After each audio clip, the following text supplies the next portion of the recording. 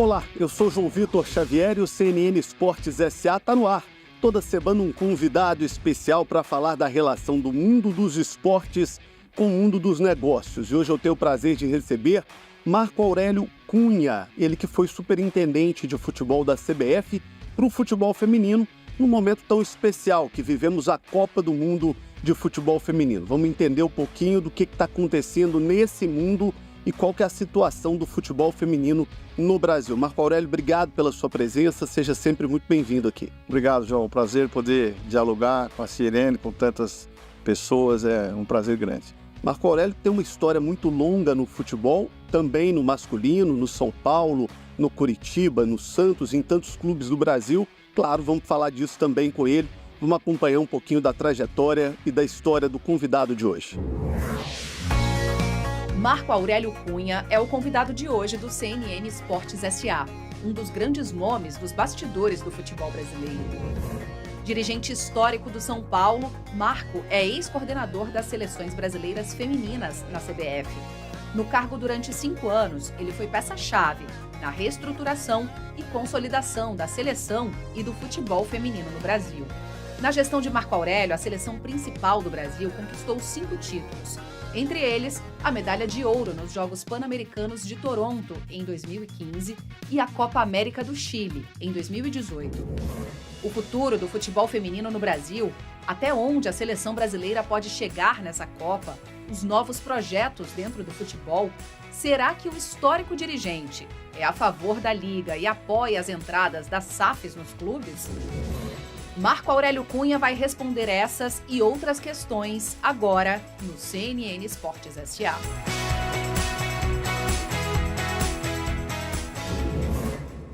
Marco Aurélio, futebol feminino vive o seu momento de maior destaque, a Copa do Mundo, né? Como é que você vê o Brasil para essa Copa do Mundo e como é que você vê o futebol feminino chegando para esse Mundial?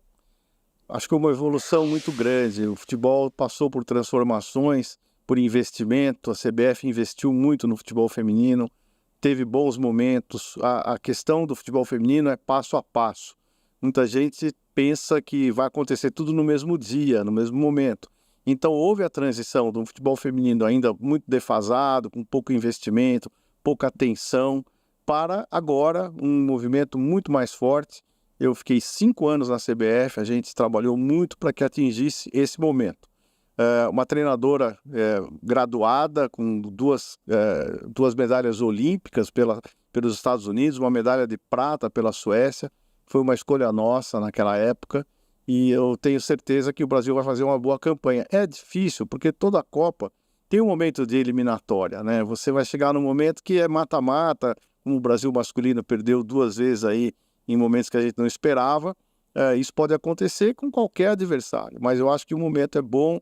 A renovação foi feita, tem uma base das jogadoras que já disputaram outras Copas, jogadoras de faixa de 28, 30 anos, 32, e as meninas que vieram da Sub-20, que são meninas de 21, 22, que têm muito talento. Eu acho que o Brasil pode fazer uma boa Copa. O Brasil teve grandes jogadoras, né? Tem a maior de todos os tempos, que é a Marta, mas a gente lembra de Cici, lembra de Pretinha, de Formiga, de tantas jogadoras. E hoje se fala muito que o futebol brasileiro teve dificuldades para uma superação geracional, para atravessar essa geração pós-Marta.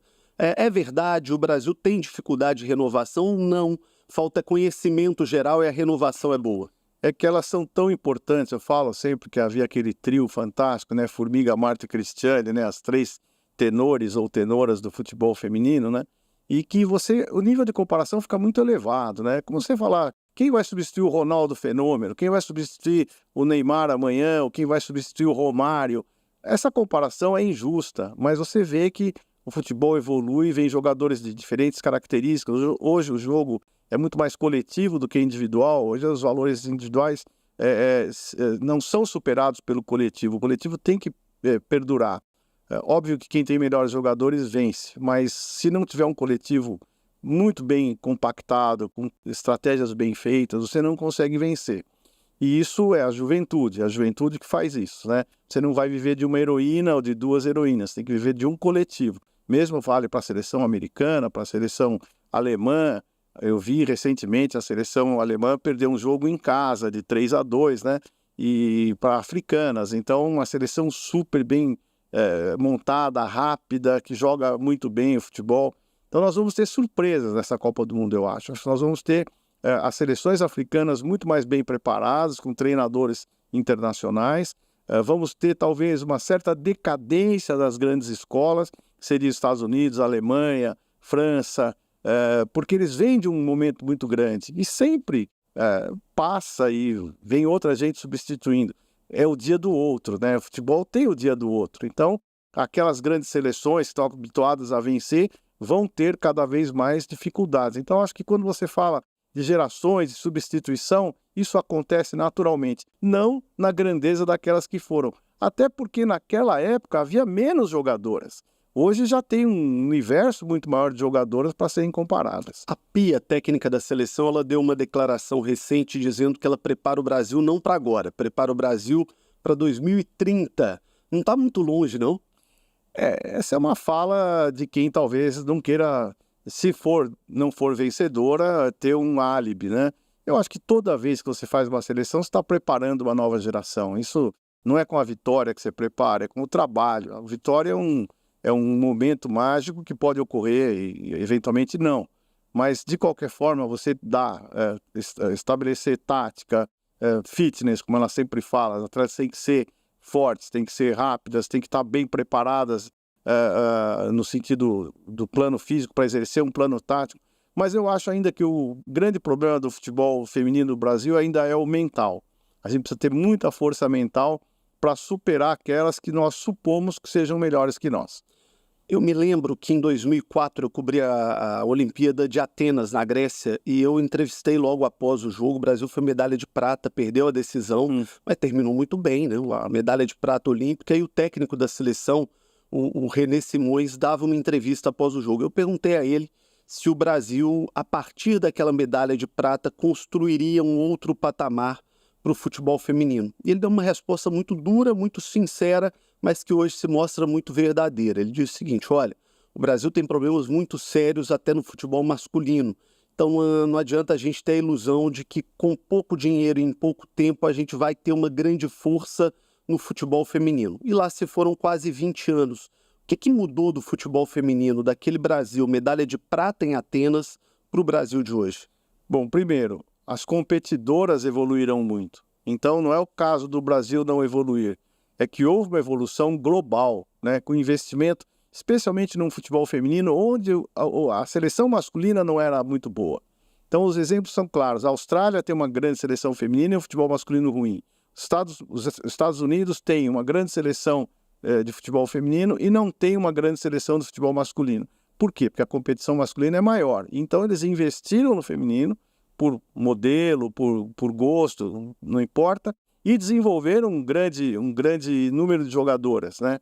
Pelo país. Os países mais desenvolvidos socialmente, eles têm um melhor futebol feminino. Por quê? Não há intolerância, não há segregação, é um futebol muito mais aceito no sentido de discriminação.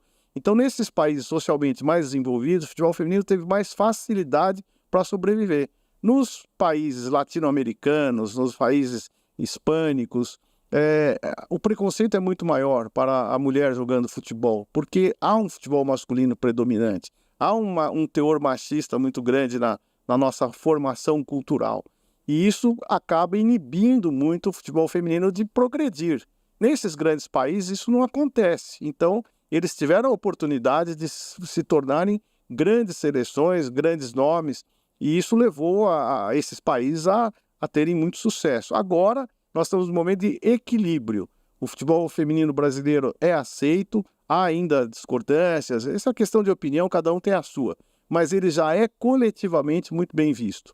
Então, eu me lembro que, quando eu dirigia a seleção feminina brasileira, eu recebia informações assim: minha filha joga muito, minha sobrinha joga muito, como é que faz para jogar futebol? Que era uma linguagem totalmente nova do que a gente ouvia no passado. Mas ainda existe um machismo muito grande, né? A gente viu na abertura da Copa o Cazé tendo que desligar o chat do programa dele porque agressões, machismo... Ele desligou os chatos, né? Não os chatos. O chat e os chatos, né?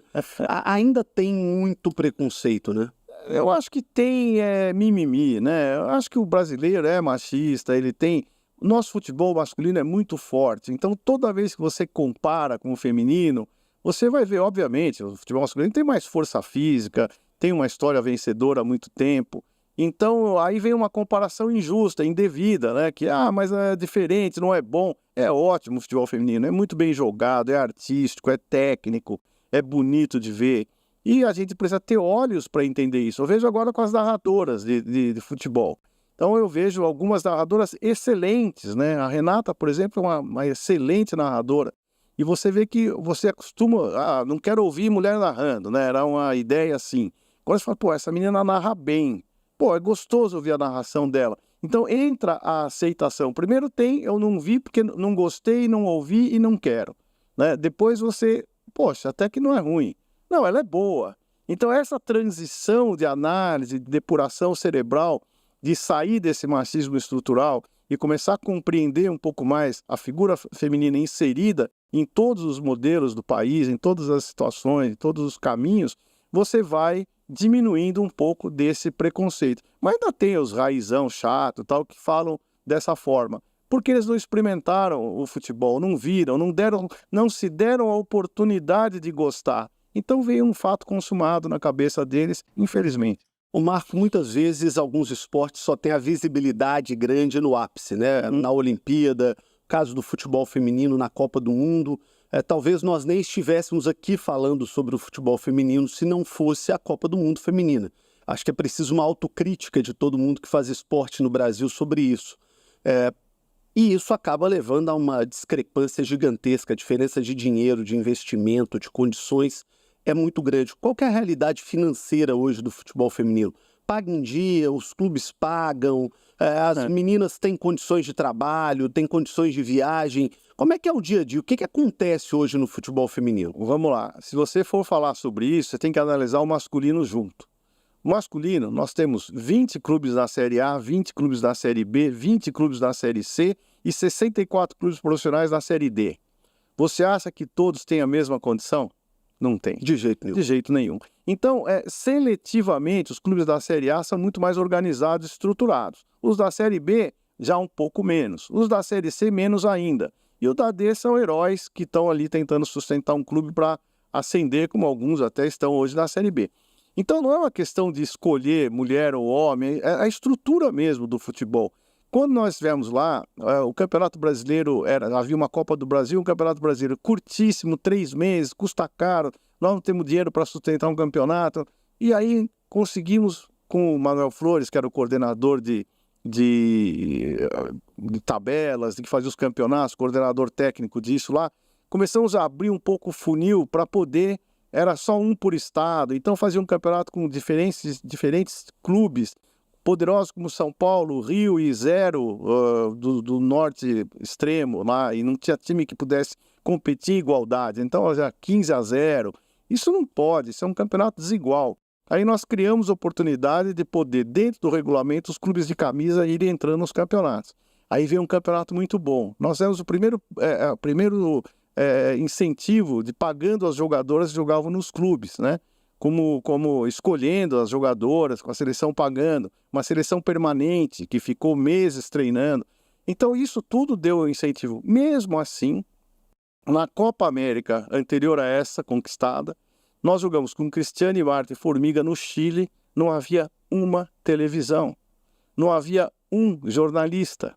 Então nós ganhamos uma Copa América, não passou um gol na televisão. E eu tive um debate similar à época, numa outra televisão de assinatura, que a moça falava, mas o que está faltando? Eu falei, passar aqui, passar no seu canal.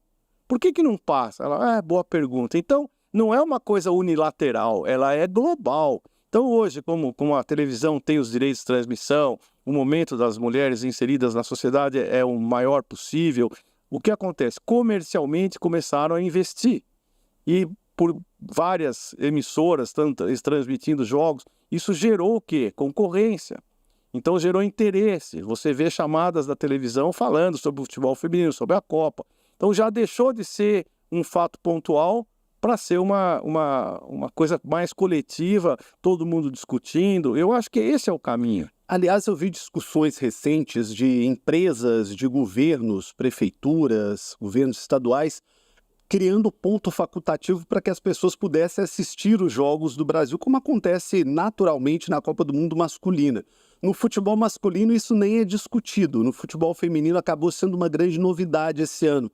Ajuda de alguma forma? Eu acho que ajuda até pela polêmica.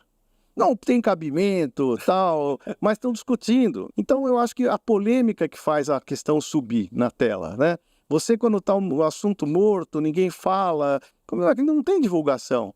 Agora, quando cria uma polêmica, uma briguinha, será que é bom, será que é ruim, já está ótimo. Já estão falando do futebol feminino. Visibilidade. Dá visibilidade, dá discussão, dá tema, né? Vai ter o chato do chat e vai ter o cara que quer ver o futebol na TV, vai assistir na sua casa, vai pegar a filha menor, que pode amanhã ser uma atleta de futebol. Então, acho que isso tudo é parte de um caminho que muitas vezes, erradamente, querem antecipar. Como se você quisesse que a sua filha andasse antes da hora, ou que ela aprendesse a ler aos 4 anos, eventualmente alguém aprende, mas não é o normal. Então, se você der tempo ao tempo, naturalmente, o futebol feminino vai estar muito sólido em muito pouco tempo.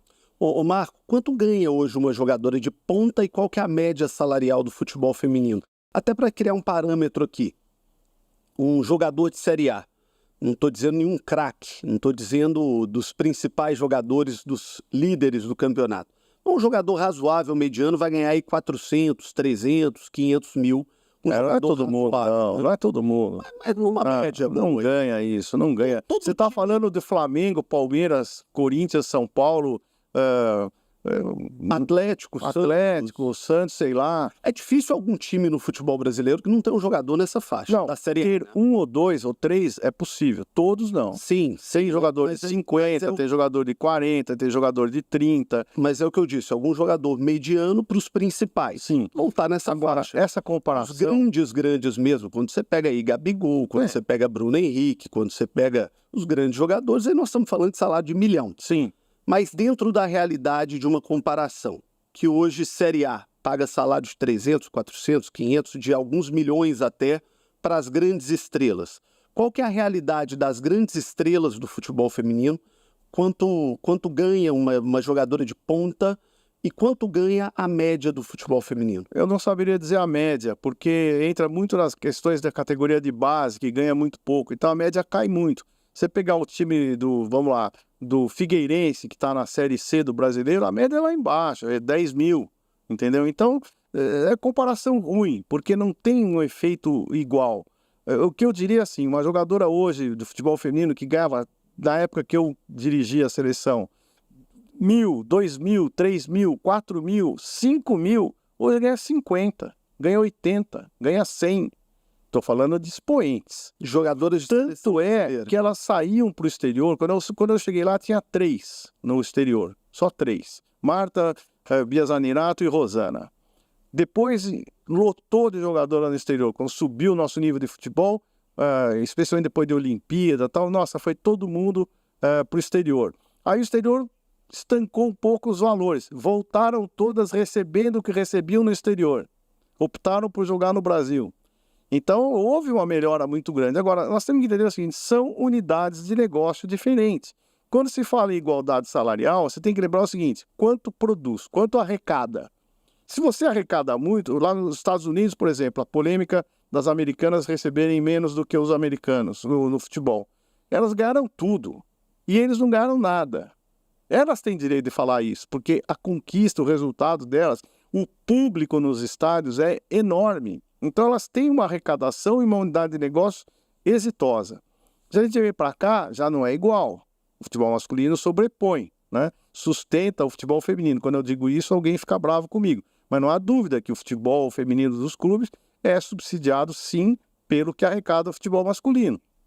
Qual que é a nossa meta? Aumentar o público nos estádios feminino.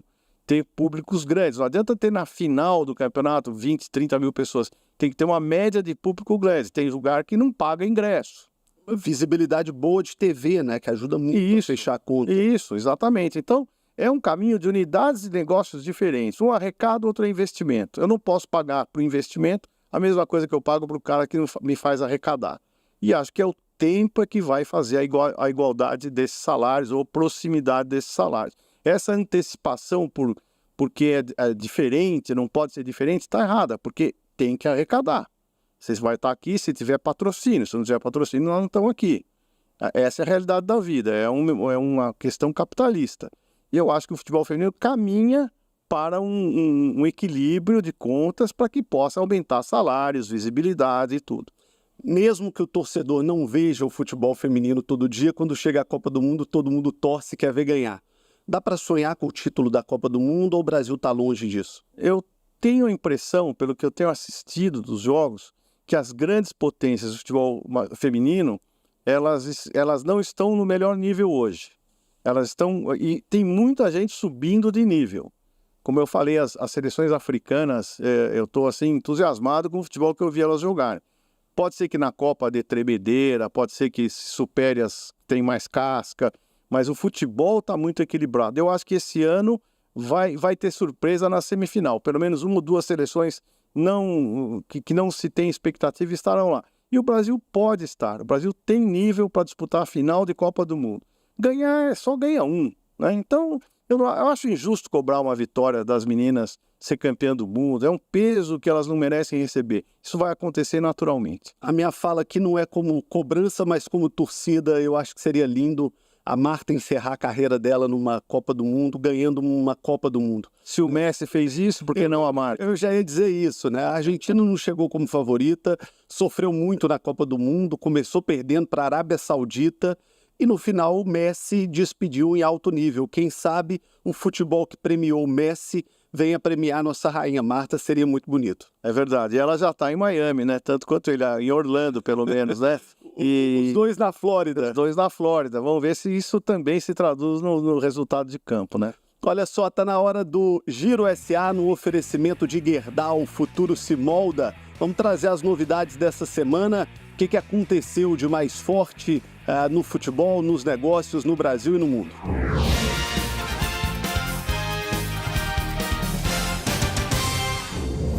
Olá, Giro SA chegando com as notícias dos negócios do esporte. A gente começa falando, claro, de Copa do Mundo Feminina de Futebol. A Centauro lançou uma coleção licenciada pela CBF da Seleção Brasileira Feminina. A linha de produtos oficiais do time, idealizada pela Centauro, foi desenvolvida pelo estilista Wagner Oliveira. A criação levou cerca de 6 meses e o principal objetivo foi desvincular a coleção feminina da masculina. E o assunto agora é a FIFA. A entidade anunciou a expansão do FIFA Plus. O serviço de streaming agora está disponível em 5 novos aplicativos de TV. O Samsung, LG, Vida, Amazon Fire e Android TV, e também em 5 plataformas de canais Fast. São elas Samsung TV Plus, LG Channels, Vida Channels, The Roku Channels e Rakuten TV. O lançamento aconteceu logo após o início da Copa do Mundo Feminina. É possível, no Brasil, assistir todos os jogos da competição pelo aplicativo.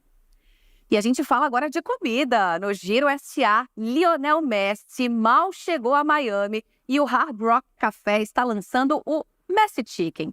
Parceira de Messi, a rede de restaurantes dos Estados Unidos lançou um novo produto no cardápio, um sanduíche dedicado a Messi. O Messi Chicken Sandwich é feito com a comida favorita do craque argentino, que é o frango à milanesa.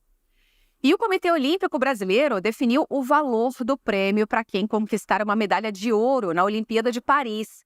Quem chegar ao lugar mais alto do pódio nas modalidades individuais nos Jogos da França vai levar o prêmio de R$350 mil. Já para os esportes em grupo, entre 2 e 6 atletas, o valor vai ser de R$700 mil para serem divididos. E nas modalidades coletivas, a partir de 7 atletas, o valor vai ser de R$1 milhão. A premiação é 40% maior que a distribuída pelo COB nos Jogos de Tóquio em 2021. Essas foram as notícias do mundo dos negócios do esporte. A gente segue agora com a sequência do CNN Esportes SA. Tá aí o Giro SA no oferecimento de Gerdau, o futuro se molda. Depois do intervalo vamos falar muito, Marco Aurélio Cunha, de futebol masculino também. E o seu São Paulo tem eleição esse ano. Eu quero saber se a eleição vai ser consensual ou se a eleição vai ter disputa no tricolor. Vamos falar também de SAF, vamos falar de Liga do Futebol Brasileiro. Daqui a pouquinho volta o CNN Esportes S.A.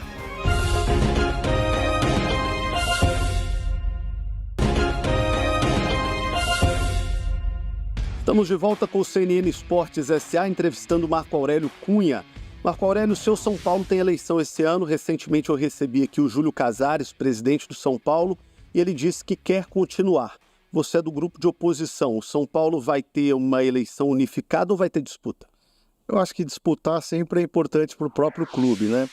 Ele quer continuar, tanto que mudou o estatuto do clube, né? Por 2 vezes, tentou a primeira vez, não conseguiu, logo depois fez uma segunda tentativa com menos questões e aí só pela reeleição e conseguiu mudar o estatuto do São Paulo para a sua própria reeleição.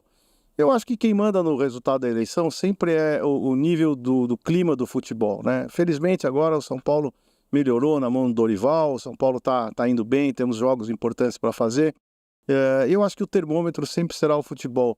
E se você não disputar uma eleição ou não tiver uma chapa opositora, você acaba entregando o clube na mão de só um grupo, né? Então é importante que haja eleições, que o São Paulo possa ter o contraponto, né? Porque nem tudo está certo, né? A gente tem sérias questões financeiras lá para discutir, nós temos questões administrativas para discutir, mas sempre o torcedor vê o futebol. E se você fala alguma coisa contra o futebol, está dizendo que você torce contra, né? O que é absolutamente uma bobagem, né? Agora, tem que haver sempre um debate de ideias e elegantes, sem que haja um contra o outro, e sim as melhores ideias para o São Paulo. Eu perguntei isso ao Casares, mas queria a sua opinião também. Você tem uma história muito grande no São Paulo. São Paulo era uma referência de gestão no Brasil, talvez o clube mais bem organizado dos anos 90, e hoje deixou de ser. Enfrenta muitos problemas dentro de campo, problemas de gestão, e já há alguns anos, essa última década não foi positiva para o São Paulo. Onde é que o São Paulo se perdeu? O que deu errado? O que aconteceu para o São Paulo deixar de ser aquela referência para o Brasil e ser um São Paulo que briga com um pouco mais de dificuldade hoje? Bom, eu saí do São Paulo em 2010 para 11, então faça a conta. Não que eu fosse importante para que isso não acontecesse, mas foi por uma discussão de futuro do São Paulo. Eu achava que aquele modelo nós estávamos empregando de aceitar que nós éramos os melhores e que nada ia mudar, estava errado. E, obviamente, as coisas aconteceram dentro desse nível. Eu não fiz parte de gestão alguma, apenas 16 eu vim para ajudar o clube no momento crítico, no futebol, que estava numa situação perigosa na tabela do Campeonato Brasileiro, e depois voltei para a CBF em seguida. Eu acho que o São Paulo esperou muito para entender que ele precisa estar sempre atualizado. É mais ou menos assim, tem uma televisão lá na sua casa, ela é ótima, tal, pega, mas ela não é smart, ela não tem ação com a internet, ela não dialoga com você, mas está dando para ver, tá? A televisão é boa, não precisa comprar outra, precisa atualizar o seu sistema. Aquela loja que vende muito começou a vender menos, aí vem alguém e põe uma do lado, esse cara não tem cliente nenhum, daqui a pouco ela ganhou a tua clientela. Então é aquela estagnação por comodismo de muitas vitórias. Isso sempre acontece. Eu dizia há pouco tempo atrás, em 19, tem até na internet, quem pode barrar o Flamengo é a soberba do Flamengo. E fica claro isso. Quem pode barrar o Palmeiras vai ser também a soberba do Palmeiras, a do Corinthians e a do próprio São Paulo. O brasileiro não sabe ganhar. Quando ele ganha, ele fica em êxtase. São Paulo, quando ganhou, se disse soberano. Pois é, uma péssima analogia, né? Foi engraçado, mas você acreditar nela é muito ruim, né? Então, vamos falar, a mulher mais bonita do Brasil, o cara envelhece, ela envelhece. E aí, como é que ela vai entender que não é mais, né? Aí não tem jeito, mas no caso de um clube, de uma empresa, você tem que estar sempre atualizando a empresa, fazendo menos política, porque para ser presidente de São Paulo tem que se esquartejar. Tem que dar um pedaço para cada um. Por isso que eu nunca acho que serei, ou talvez eu não seria nesses modelos. Porque você tem que dar um pedaço para cada um, e ali é uma fagia, uma autogestão do clube, né? No sentido de você entregar o que tem para que alguém te acompanhe na política. Isso é péssimo para o clube, porque fica na mão de um grupo de maior número de conselheiros, 150 conselheiros, dominantes, não brigam entre si porque perdem o poder, mas não concordam com nada que o outro está fazendo. Então fica uma gestão pequena. São Paulo precisa se democratizar, São Paulo precisa dar voz ao sócio direto para presidente, eventualmente um plano de sócio patrimonial do futebol, seria similar a um sócio torcedor, um pouco mais graduado, para votar no São Paulo nas eleições, porque senão nós vamos ficar na mão de conselheiros que sempre vão estar ali ao redor do poder e ninguém quer mudar nada.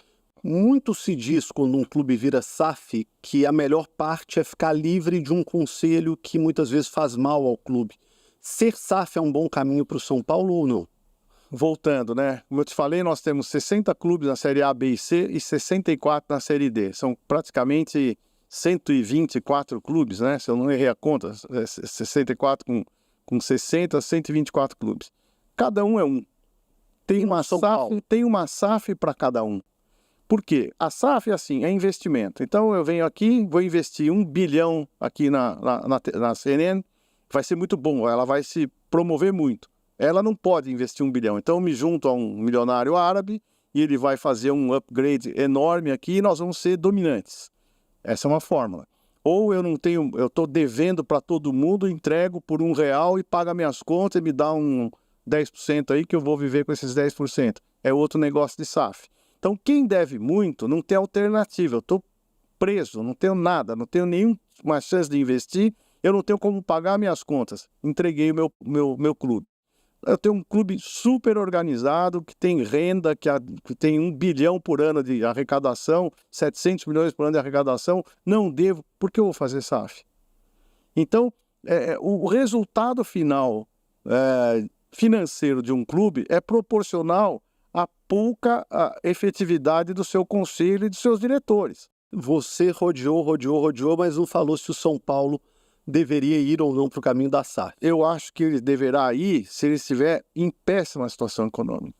Porque quem tem um Morumbi como estádio, um estádio extraordinário, alguém vai dizer que não, mas é extraordinário, cabem 70 mil pessoas lá. Para quem tem um CT de Cotia, como o São Paulo tem, formador de grandes valores, uma torcida de 20 milhões de torcedores, a SAF de São Paulo é o torcedor de São Paulo.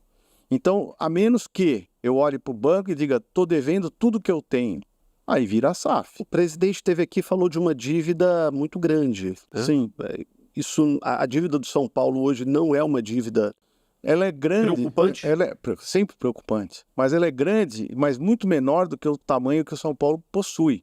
Você veja que na questão do Antony, para o balanço dar positivo, o Antony foi transferido, vieram 100 milhões de reais para o São Paulo. Isso entrou no balanço e deu positivo. Se não entrasse, estava morto. Porém, se um jogador vale 100 milhões, por que a dívida de 700 é alta? Basta que você execute o direito formador, trabalhe corretamente, não venda os jogadores antecipadamente, que crie um modelo participativo com a torcida, que você possa ter os estádios cheios, produtos que rendam para o clube, bons patrocínios, você supera essa deficiência financeira. É possível. Agora, se você cada vez mais cavar o seu buraco, aí vira SAF. Marco Aurélio, vamos falar de liga no futebol brasileiro. Na semana passada eu recebi aqui um representante da Libra, que é um grupo onde está o São Paulo nesse momento. Continua uma disputa grande, continua uma falta de unidade. Tem jeito da gente acreditar numa liga do futebol brasileiro, como tem na Espanha, como tem na Itália, como tem na Inglaterra, como tem nos esportes americanos, futebol americano, beisebol, basquete? Dá para acreditar nesse caminho ou o Brasil ainda está longe disso pelo nível de disputa imposta no momento? Culturalmente está longe. Seria ideal? Claro que seria. Você tem uma liga altamente rentável, com patrocinadores, com uma série de investimentos. Agora, você fala assim, 50 anos, vou pagar um tanto agora e aí vai ficar barato. Quem comprar vai comprar barato. É que a situação dos clubes é ruim. Então, qualquer dinheiro que entrar agora é para tapar buraco. E daqui a pouco, daqui a 10 anos, nós vamos estar presos a uma liga que nós não temos dinheiro para receber, ou pouquíssimo dinheiro a receber anualmente, e o dinheiro já foi. Então, o que falta para os clubes é unidade. Eu sou a favor de liga, acho que tem que ser feita, mas talvez com algumas válvulas de escape para você não ficar um século dependendo dessa liga. Você tem que ter alternativas, né? E, evidentemente, um valor que justifique tantos anos de contrato. Tem que calcular muito bem. Agora, nós não temos unidade para fazer liga. porque todo mundo quer se impor. Então, você faz uma liga, o Atlético Paranaense pensa de um jeito, o Vasco pensa de outro, o Flamengo de outro, o Palmeiras de outro, o Corinthians de outro, o São Paulo pensa com quem for mais forte, que é a política atual. Então, não pensa no clube e não pensa coletivamente. Pensa mais no ego, pensa mais no que eu vou ser na liga amanhã. Então, essa disputa é difícil de você conciliar. Pegando o gancho dessa frase, o que eu serei na liga amanhã, quem seria um bom nome para presidir uma liga de futebol no Brasil? Se você falar de qualquer presidente de clube, casuisticamente já está ruim. Porque, obviamente, eu serei isento, eu sou uma pessoa honesta, eu não tomarei partido de nada, eu largarei o clube para ser presidente da liga. Eu tenho certeza que fariam isso, porque economicamente é bom individualmente. Mas eu acho que tem que ser alguém muito, muito próximo do futebol, ao mesmo tempo não tão inserido dentro do clube. É difícil falar isso, não é fácil. Talvez um cara do exterior, talvez um inglês, talvez um espanhol, muito bem qualificado, com provas claras de eficácia. Aí seria muito melhor. Alguém que não fosse aqui do Brasil para poder gerir a liga de forma absolutamente profissional. Você que esteve na CBF muito tempo e conhece bem os bastidores da CBF, como é que a CBF vê essa questão da formação da liga e como é que ela está atuando nesse processo? Até porque ela deixará de ter uma função de estrelato no Campeonato Brasileiro para ter uma posição secundária, cuidando de arbitragem, de coisas não tão relevantes quanto a organização em si do campeonato. Como é que você vê essa questão e a posição da CBF nesse tabuleiro? Bom, hoje eu não sei. O presidente da CBF eu conheço, é uma pessoa de boa índole, de boa intenção, mas não sei o raciocínio dele, lógico. É claro que cada vez que você... Primeiro que a CBF, muita gente não sabe, ela não ganha nada com o Campeonato Brasileiro. Ela só tem custos. Ela tem os patrocinadores, evidente, né? Mas ela não tem dinheiro a receber de receitas de arrecadação. Lá no passado havia uma cota de X% que ia para a CBF, para sustentar a CBF e tal, quando a CBF não era um grande negócio ainda. Depois disso, abriu-se mão e a CBF hoje organiza o campeonato. Ela é um cartório organizador do campeonato. Ela sofre muito mais problemas organizando o campeonato do que recebe receitas. Ela tem muito mais crítica do que elogio. Para ela devolver o campeonato, ou entregar o campeonato a uma liga é um favor. Eu acho que vai ser para ela uma beleza. Ela fica só com as seleções, com os compromissos de campeonatos que ela vai organizar de base. E esse é o papel que talvez ela venha a fazer. Então não é ruim para a CBF deixar criar uma liga. O que eu tenho certeza é que ela sabe que vai ser muito difícil alguém conseguir organizar isso com igualdade, com os clubes em harmonia, com um diálogo elevado. É muito difícil que isso aconteça. Por conhecer cada estilo de cada presidente, a forma dominante que eles querem ser, impositiva. E outra, a arbitragem, a liga leva, né? Por que eu tenho que ficar com a maior dificuldade, sendo que eu não tenho mais responsabilidade no campeonato? Eu, se fosse presidente da CBF, entregaria a arbitragem imediatamente. Tem jeito de acreditar numa arbitragem não mais na mão da CBF, sim na mão de uma liga? É claro, tem como qualquer coisa. A CBF não tem prazer em ter a arbitragem lá. É um dever. Eu tenho que ter arbitragem, eu tenho que organizar isso, mas é um peso enorme, porque o erro, eu garanto uma coisa para você, o tempo que eu vivi lá, não tem desonestidade. Eu tenho absoluta certeza que não há desonestidade. O que há, às vezes, é pressão. O árbitro, às vezes, se sente pressionado com apitar um jogo de um time muito popular, um time poderoso, torcida grande. Ele sofre também, como o jogador de futebol sofre. Então, às vezes, ele não quer errar, e às vezes ele tem dúvida se marca aquilo ou não marca. É muito mais o emocional, o mental do árbitro, de não querer errar, de não querer prejudicar, do que ele fazer isso propositadamente. Os árbitros são corretos, são sérios, são honestos.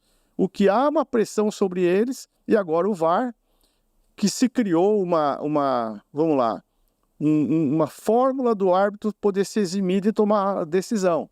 Então ele não toma a decisão, ele viu, não sei, será, deixa passar, o VAR chama. Então ele passou a arbitrar só o que é mole. O que é difícil ele não apita mais, ele deixa para o VAR. E aí eu acho que o nível de arbitragem vai lá embaixo. O excesso de intervenção do VAR ou o excesso de abertura que o árbitro deu ao VAR faz com que ele seja cada vez menos importante no jogo. Esse é o problema da nossa arbitragem. Eu não apito, ele chama, eu apito. Vou lá ver. Então, esse é o grande drama. O árbitro não deveria intervir tanto.